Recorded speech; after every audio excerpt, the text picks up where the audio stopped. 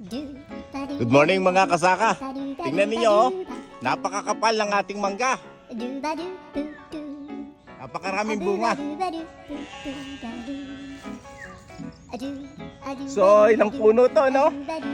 Bali 5 puno to na punong, bali 6 na puno na punong-puno ng bunga, no? At kita nyo, ang daming laglag ng mga hinog na mangga.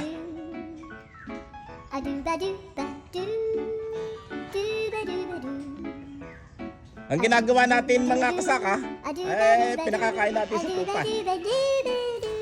Mas na dyan mga kasaka ang ating mga tupa, oh.